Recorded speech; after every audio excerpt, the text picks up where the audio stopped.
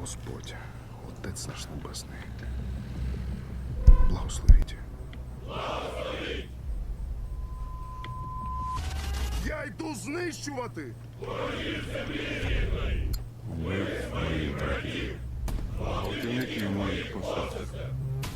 Нехай рука моя буде твердою! Щоб вбивати ворогів! Нехай око моє буде ясним! Щоб вбивати ворогів! Нехай зброя моя буде справною! Щоб вбивати ворогів! Нехай воля моя буде сталь! Щоб вбивати ворогів! Україно! Рідна земля мати! Господь, Отець наш Небесний, Благословіть! наш рішучий наступ, нашу священну помсту, Нашу святу перемогу!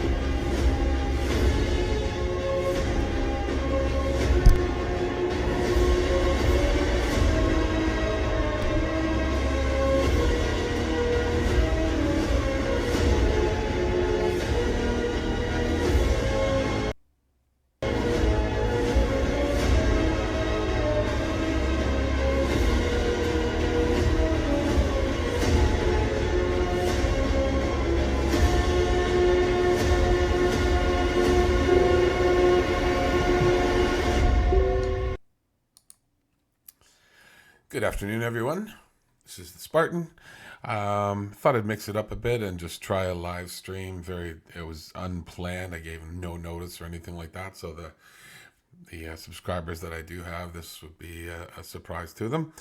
But I felt like going live. I've got a fairly empty house and at the moment, and I just thought it would be kind of fun to do that. See what happens. See if anybody is able to join, or if this is just basically gets viewed afterwards as you know, kind of a daily war update. So it's Saturday, September 23rd. Real quick, I want to go over the losses for the last 24 hours, as I always do, to kind of catch you up on that. And then I wanted to cover off a couple of really cool things, really cool items, both with the word spy in them. One's a spy satellite and one's a spy network. And I'm starting to take a deeper dive into both. And then we'll touch on Crimea, a little bit of frontline war update, and see where the live stream takes us. Okay, so just to start with, for the losses for the last 24 hours, crazy as it sounds, you run out of descriptors, you run out of superlatives, that sort of thing, and it almost becomes mundane or boring. And it's sad to say it too, right? Because these are lives.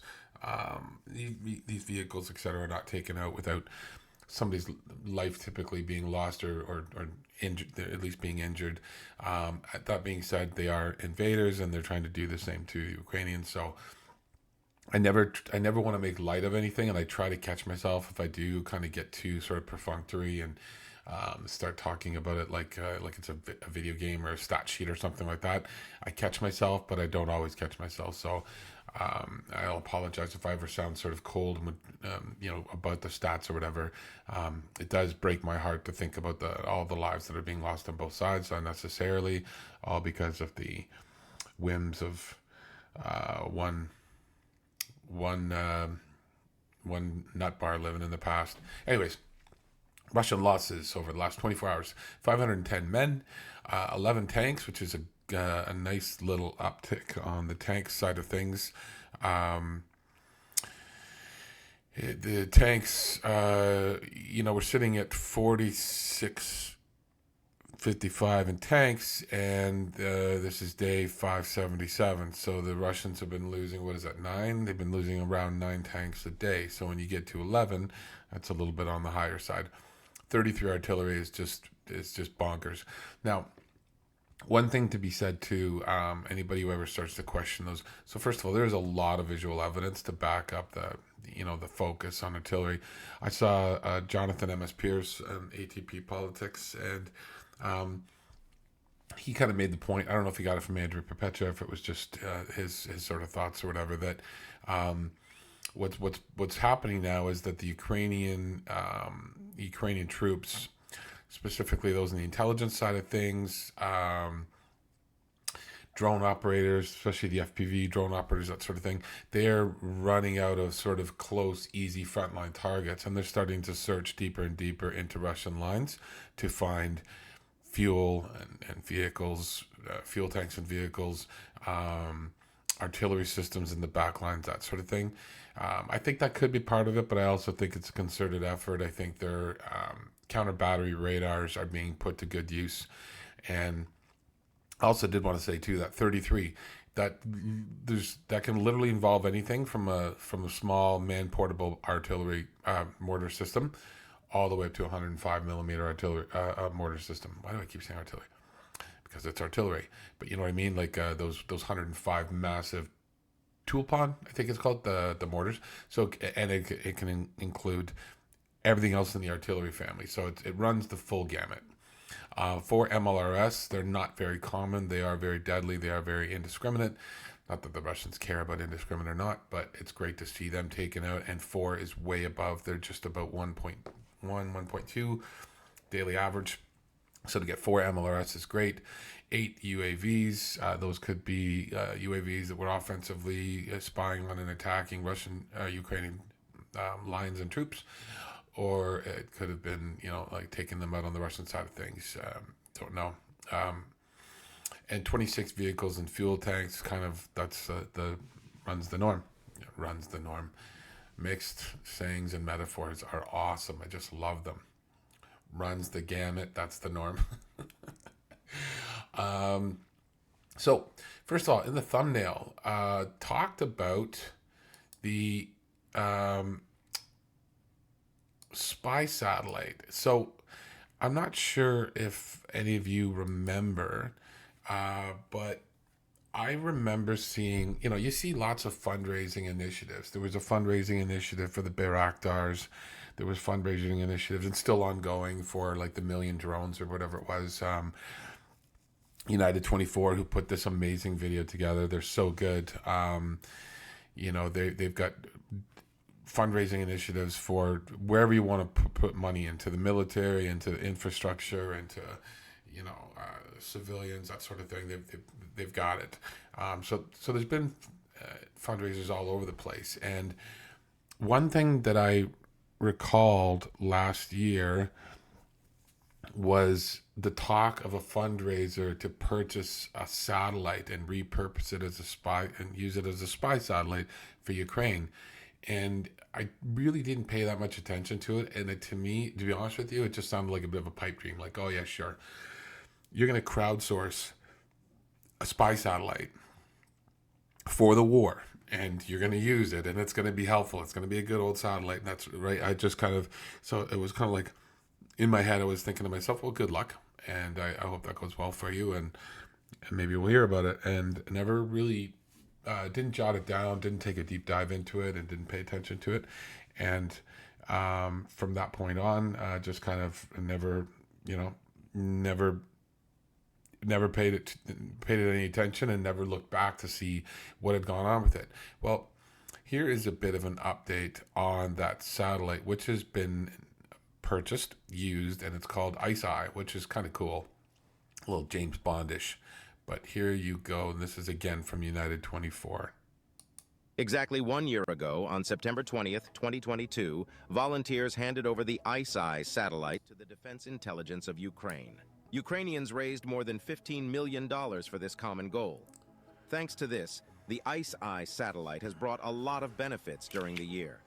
Its capabilities allow the armed forces of Ukraine to receive intelligence data critical for combat operations on a daily basis and to burn tons of enemy deadly equipment. ICEYE, for example, played a very important role in the attack on Sevastopol Bay on September 13, 2023, when the Russian landing ship Minsk and the submarine Rostov-on-Don were destroyed. Exactly 1 year ago, on September 20th. So there you go. So they've got the satellite in their possession. They've been using it actively, and I think what this speaks to is, well, many things, but one, the ingenuity, the forward thinking of the Ukrainians, the passion that they have to do their own thing their own way, and to not be 100% reliant on Western aid and support, because that can always go away. So while the intelligence capabilities of the West are obviously incredible, like NATO and the US and other countries have intelligence gathering, intelligence collecting, gathering, and sharing methods and means, and that will boggle your mind, right? And they've got what used to be referred to as keyhole satellites that basically can look down and read not just the license on the back of a car, but the expiry sticker on the license to see if it's still up to date, or the text in a large book, things like that. So anyways, the Ukrainians do not want to be solely reliant on the West, because that support could dry up at any moment if, due to elections and other things. So they've got their own spy satellite, and they've been using it to gather intelligence to help them with some of the missions that they have been executing, such as the attack on the dry dock, the Kilo class and the Kilo class sub and the Rapucha landing ship that were both in the dry docks in Sevastopol. So I thought that was really cool. So ICEYE, ICEYE. In case you ever wanted to look it up, or keep an eye on it and see if there's any more mention of it. But I thought that was a really neat video summary update by United 24. I wanted to share with you. The other thing that I also knew that there are partisan efforts, networks, activities going on in almost basically every area of occupied Ukraine. And some was formal, some was informal, some is just like a babushka, like contacting the right person and saying, hey, I'm noticing like a whole bunch of Russian cars are parked at this place overnight, or I'm noticing a ship pulling in or out, or a lot of planes have been landing or taking off, or whatever. It's as simple as that. We've seen reports in the past that some of the partisan, call it a loose network, they've received instructions. Sometimes they've received tools. It could be drones, it could be a phone, it could be a weapon, it could be anything. But they basically kind of like one-off lone wolf type intelligence gatherers who will basically not know anything about anybody else on their network, or maybe not very much about their network. They're working on their own. They're not like a spy.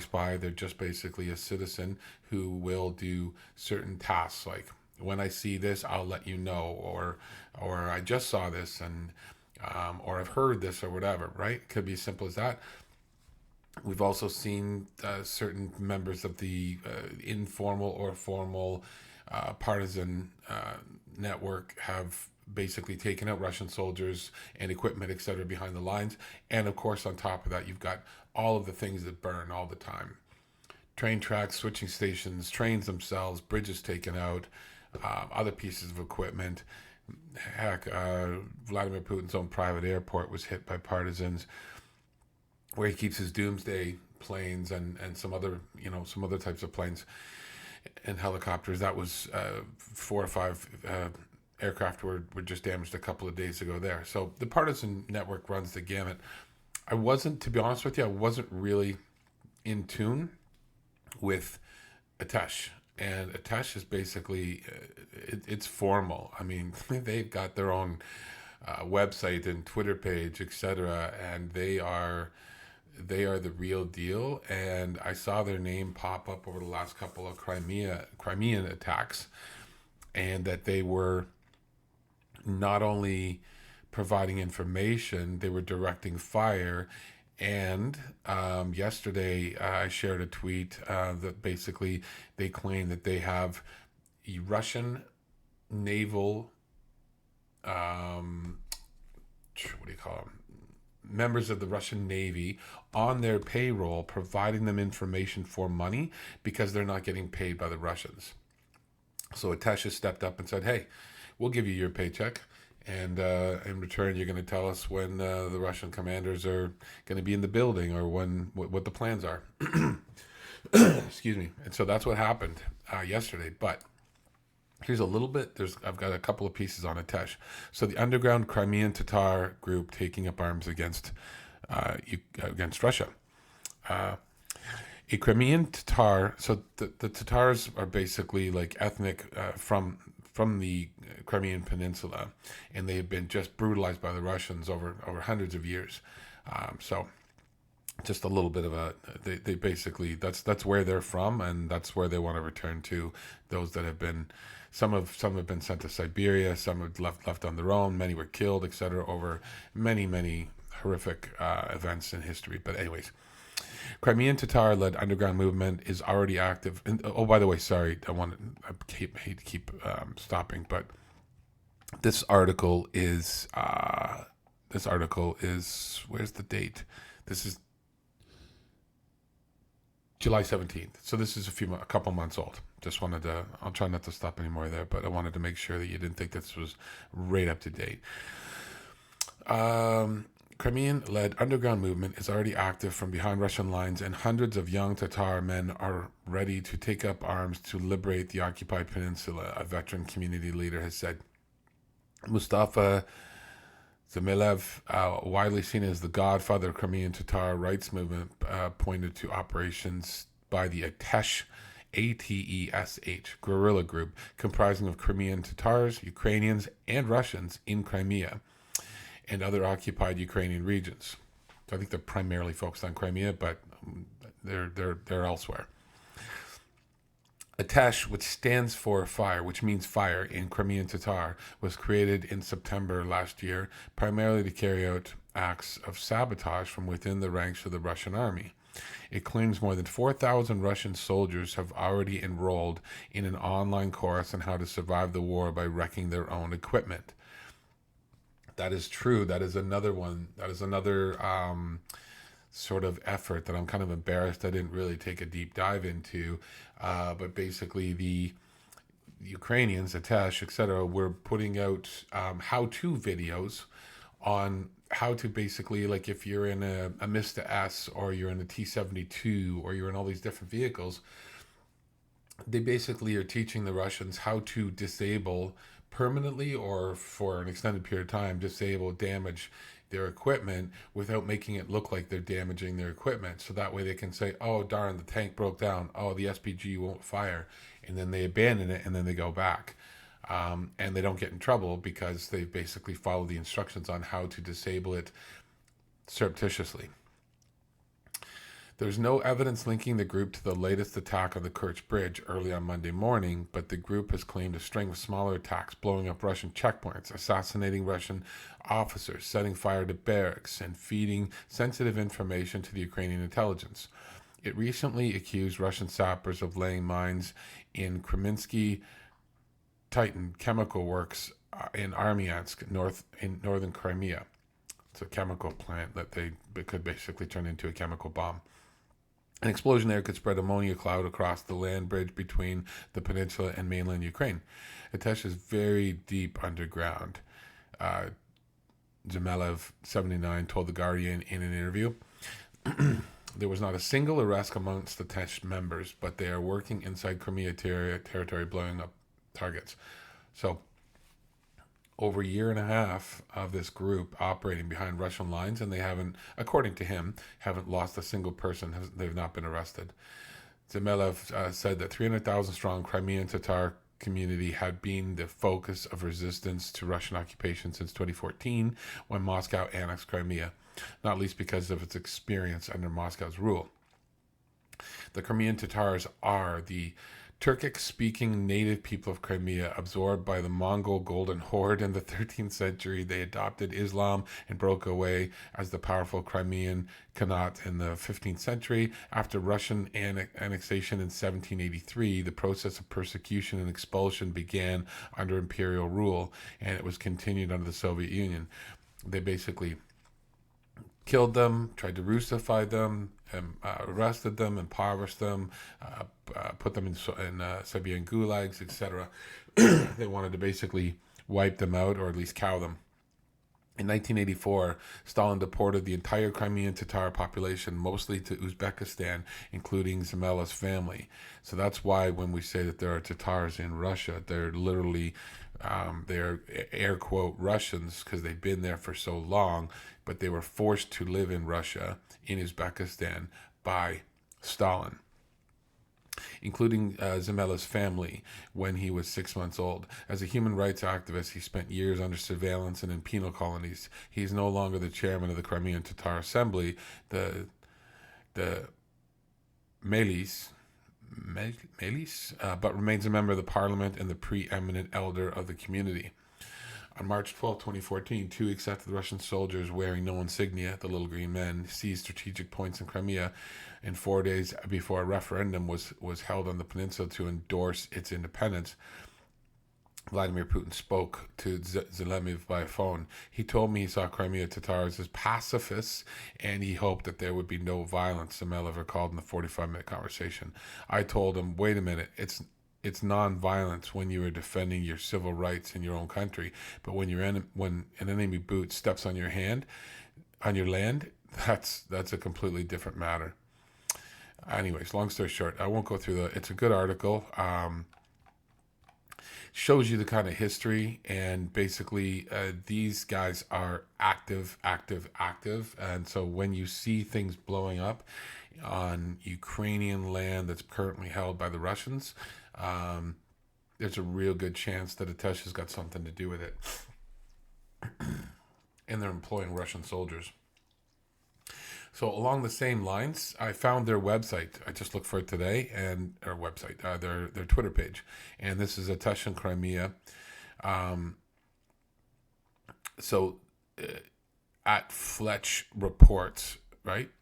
Basically is talking about what they're doing. And you can see here the OPSEC that they're sharing, right? They're observing the Sevastopol. So you wonder where the intelligence comes from. Is it just some randos on the street walking by or whatever? Well, there is, here is Atesh, and that's their symbol, the flame, basically sharing pictures of the ships in the Sevastopol. When they leave, when they return. Many Sevastopol residents work daily to collect information about the Black Sea Fleet. Any requests to withdraw ships from Crimea or place them in Sevastopol Bay do not go unnoticed. All information is transmitted to the Defense Forces of Ukraine. So basically, the Ukraine Defense Forces are receiving this information almost real time. So they don't need, they've got it, but they don't need a satellite to tell them when the ship has arrived or leaving port. These people are basically feeding it to them real time. Here's more evidence of the Atesh agents, whatever you want to call them, monitoring the FSB, Russian intelligence building, right? Showing the location, address, cameras out front, that sort of thing.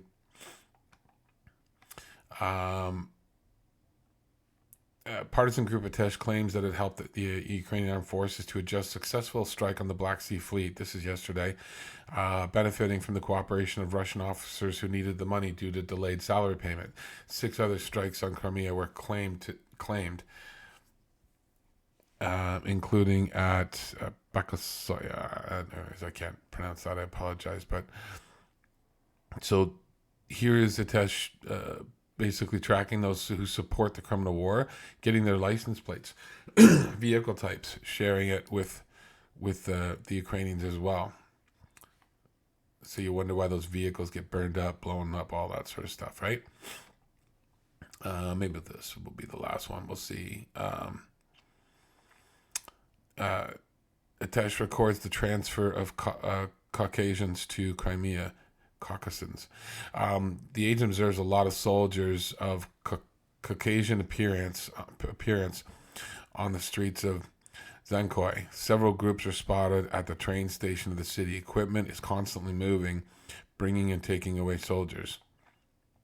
So again, it looks like it's just a constant stream of information that the Ukrainians can use. This confirms the message of the General Staff of the Armed Forces of Ukraine about the transfer of conscripts from the Kabardino-Balkarian Republic to Crimea, but the scale is much larger than previously thought. Right? So just, it's incredible. Here's another really good one, geolocated as well. So here's Sevastopol Bay, showing you exactly what ships are, which berth they're in.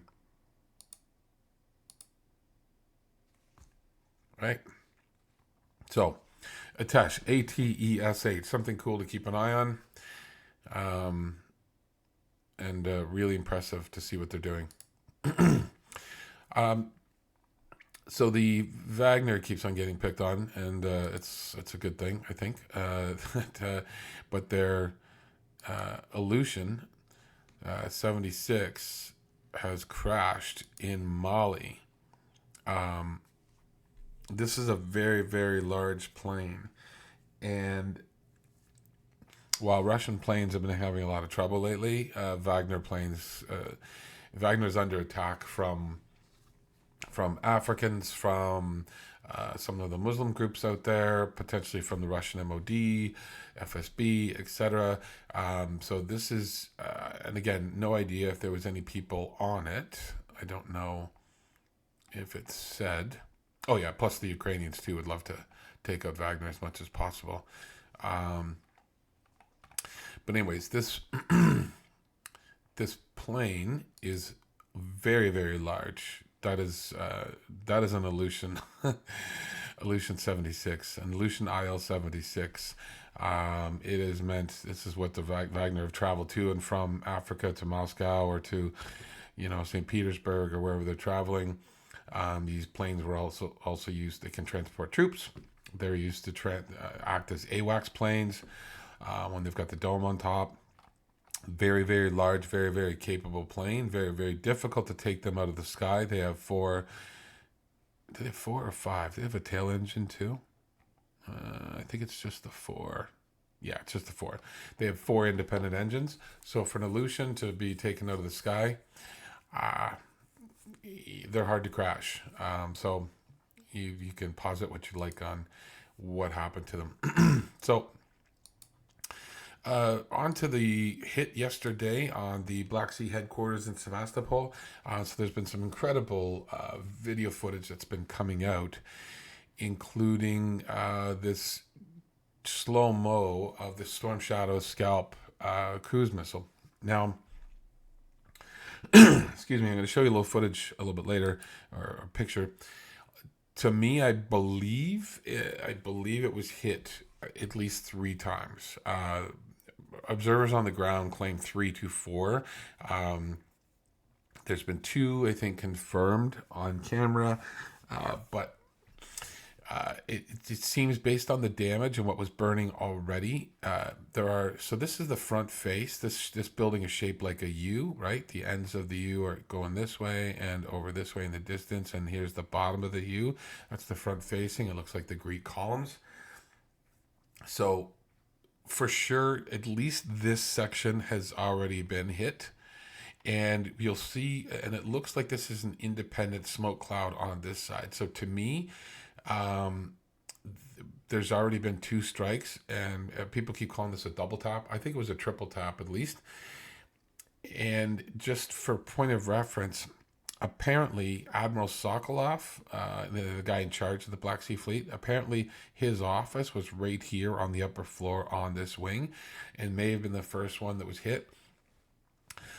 I believe that the first scalp or short shadow came in on more of a horizontal, and basically went in through the window, and that is what a couple of claims were, that it came in through the window. I don't know about the other one that looks like a roof shot, and then this one is definitely a roof shot. But if you watch, you're going to see right up here, you're going to see a storm shadow or scalp come in slow-mo, and it's going to take out the front section, and it's going to hit so hard that you're going to see the front doors and windows and stuff blast out.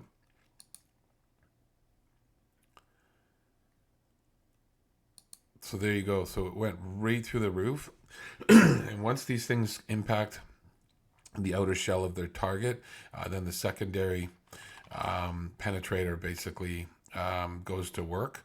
And you can imagine what the interior of this building looks like if 3 storm shadow or scalps hit it. What one of them is capable of doing, all 3 of them together in short order. Let's hit one more time. There's the storm shadow or scalp, and the front is relatively undamaged at this point. It's the 2 sides that are smoking, and then you can see, like,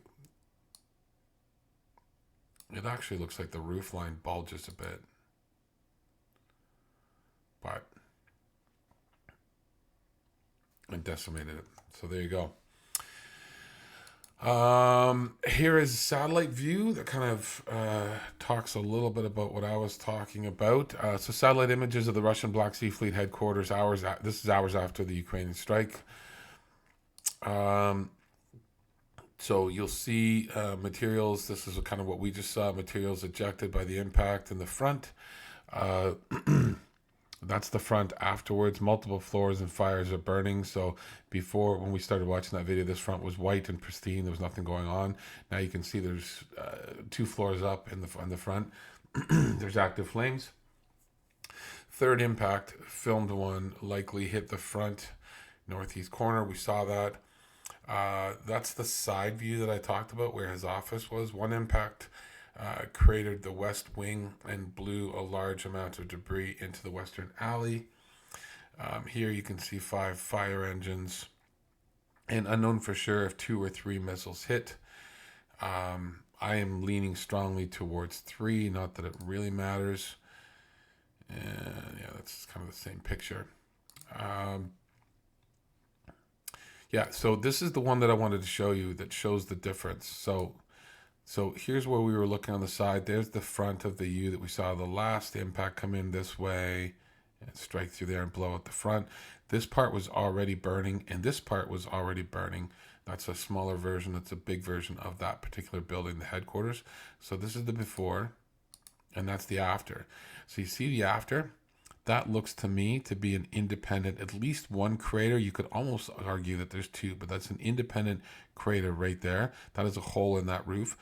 Guaranteed, definitely that's a hole in that roof right there. And we saw the third one come in. So to me, this building has 3 sections, and it took 3 storm shadow or scalp hits. My personal layman's opinion.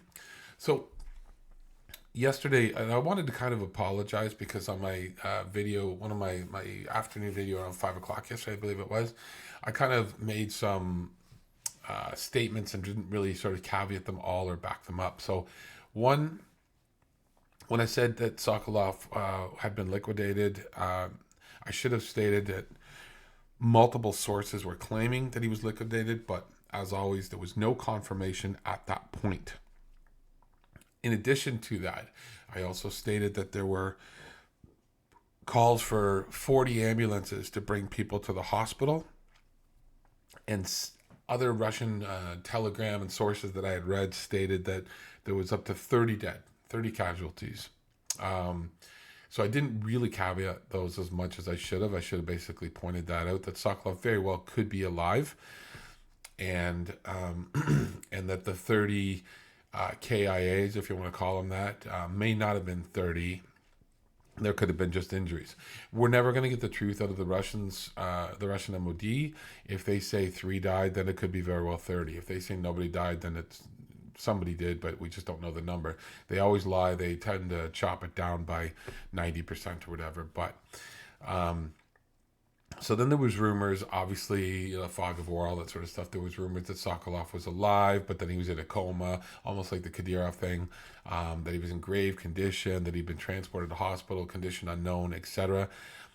I have read and found, without even looking hard, half dozen sources, either Russian sources and or Ukrainian sources with Russian sources, that all claim that Sokolov has been KIA'd. So once again, he is the admiral in charge of the entire Black Sea Fleet. Incoming reports of Admiral Viktor Sokolov, the commander of the Russian Black Sea Fleet, being on the Russians KIA'd in the Ukrainian missile strike against the headquarters of the Black Sea Fleet in Sevastopol today. Taking out an admiral is no small thing. That is the truth. Once it's confirmed, he will be the highest ranking individual in the Russian military who has been removed in this war.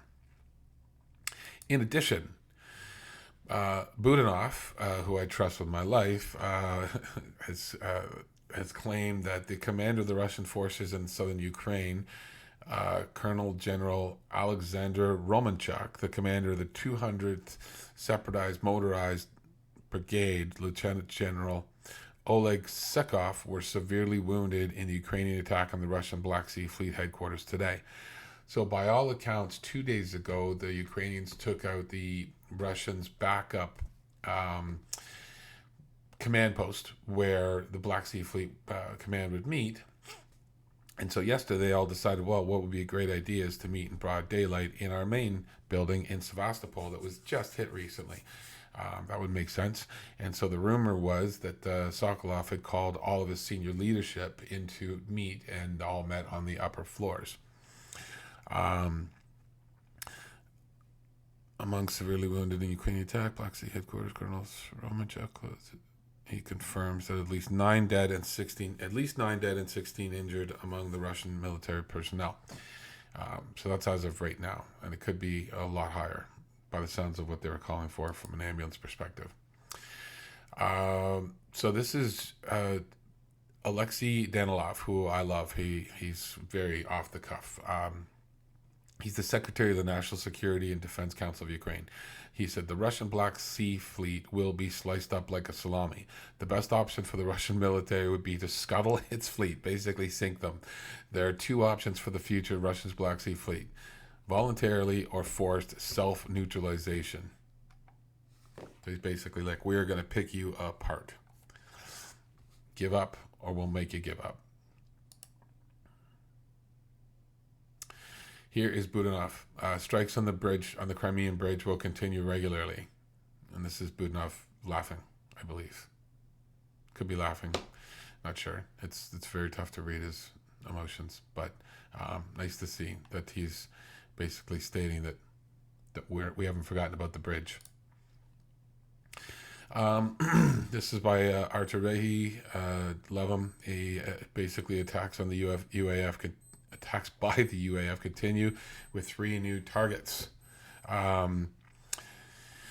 So in Crimea, there's been a reported explosion that occurred close to the settlement of Vilnius in occupied Crimea, close to Vasaloya airfield. There's no information regarding the target or damage caused by the attack. I looked and I couldn't find anything, but that's off in the distance. It looks like another airfield may have been struck.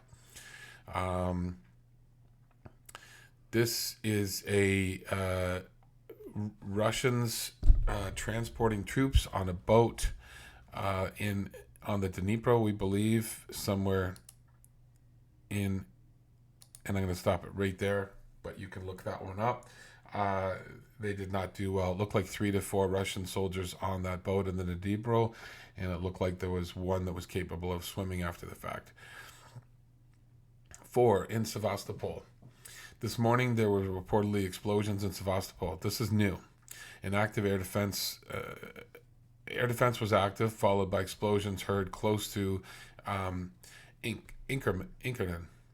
Some sources said that it was a UAV, but the Russian-appointed head of Sevastopol insists that it was a missile attack. But something large struck on the outskirts of Sevastopol. So there you go. It's not stopped. Let's put it that way. I've seen multiple reports. This is something to watch. You want to watch Verbove, right? In southern Ukraine, the big salient that they've got going on. I've seen numerous reports, Russian and Ukrainian, stating that the armed forces of Ukraine have broken through the Russian defense in Verbove, and there will be an even greater breakthrough. This is from the Ukrainian strategic group Tavria. So this is not rumors. This is directly from a Ukrainian source who's basically said they have broken through Verbove, the defensive lines around it, and there's larger breakthroughs to come. So I could see Verbove either being encircled or falling shortly, because the Ukrainians have been pushing hard. Remember when they got across the Saravikan line, right? That there was a couple of trench lines here, and then there was another one that came down like this. They got their mechanized equipment across. They've got lots of troops across. They got punched in the mouth a bit, and they had to back off, and then they pushed again.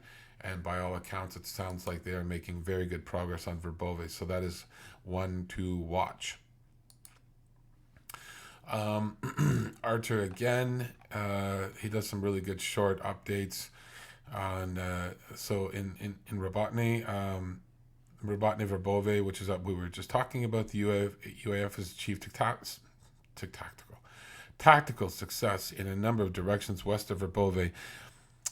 The UAF moved forward into a forest plantation south and southwest of Robotny, toward the village of Novoprokopivka and a significant stronghold. So they're pushing to the south and southwest of Verbove. Marinka, fighting is still ongoing for control of significant strongholds in the south of Marinka. According to Russian information, the Ukrainian armed forces has achieved tactical victories. This is in the east. Have achieved tactical victories, and they have also reported close combat point that is marked on the map. So I assume that's like kind of close combat, hand-to-hand, almost fighting. Typically what happens when the Ukrainians start to storm trenches, etc. In Klishchivka, also in the east, right, south of Bakhmut, on the southern flank of Bakhmut direction, the enemy has been driven back by the Ukrainian armed forces from some of the captured territories. So the Russians pushed, the Ukrainians pushed them back. So you can see here's some farmland, and you can see here the Ukrainians have taken more of it and pushed them east, which is great. The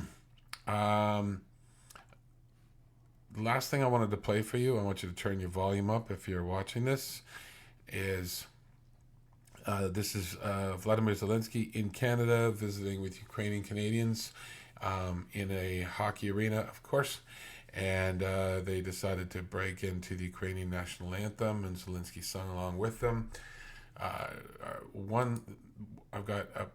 This is a better quality video, but the audio on this one is way better, so we're going to go with the high quality audio. Forgive the volume, but I'm not turning it down. And here you go.